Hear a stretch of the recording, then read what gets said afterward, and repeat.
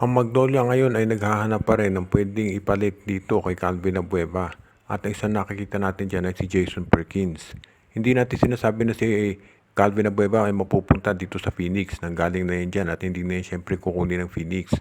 Sa tingin natin mukhang itong Magnolia pagkatapos na i-trade dito si Abueva for Arvin Tolentino ay kukuha pa yan ng isa pang forward katulad nito si Jason Perkins.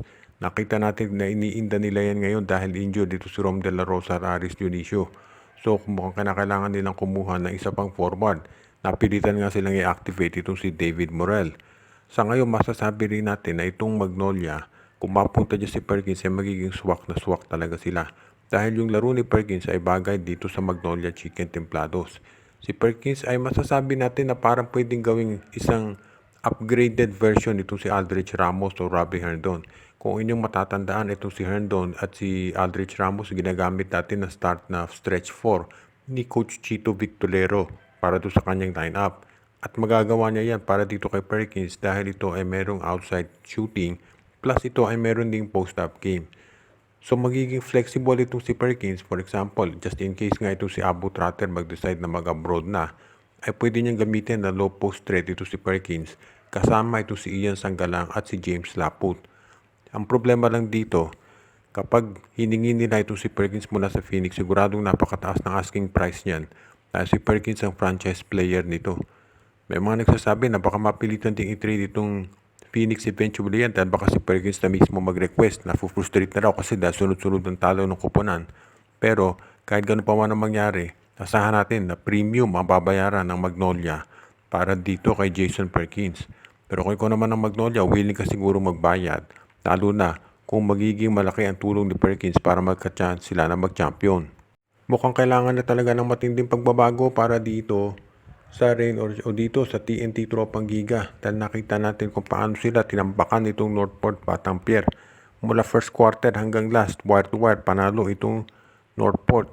At dahil dito nakikita natin na kinakailangan na itong TNT magdagdag ng additional scorer. Pwede nilang kunin itong si Robert Bolick o di kaya naman itong si Reynam Batak mula dito sa Blackwater Bossing. Alam natin ito si Batak dapat nakuha nila yan pero nagdesisyon, naging firm ito si Jeffrey Cariaso na hindi siya bibitawan. So sa ngayon ganyan ang mangyayari dito. Ito namang si Robert Bolick ayaw ding bitawan nitong NLEX Road Warriors dahil siya ang top scorer nila plus injured si Kevin Alas. Kung ikaw ang management ng TNT, alam natin lahat na TNT ang priority ng MVP group. Hindi naman maitatanggi yan. So, kung hindi pa nila makukuha itong Batak at si Bolick, kailangan siguro i-trade nila ito si Keith Montalvo para sa iba pang mga teams para makakuha sila ng additional scoring options.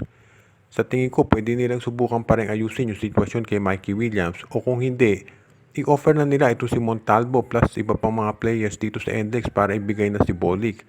O di kaya i-offer ito si Montalvo sa Blackwater plus ibang nilang players para dito kay tinatawag natin na rin ng Batak. O kaya naman kung talagang kinakailangan ay ibigay na nila si Poy Eram kapalit ng isang scorer. For example, Robert Bolick. Dahil kinakailangan ngayon ng TNT na maiwasan yung nangyari ng mga huling conference kung saan sila ay maagang na-eliminate. Yan ang ayaw na mangyari ng MVP group dahil nga of course, alam natin na nagdo-dominate ng SMC at kung maaga ma-eliminate itong TNT Meralco Index, malaking kahihiyan na naman yan. Especially since hindi biro ang ginagastos nila dito sa kanilang koponan sa PBA.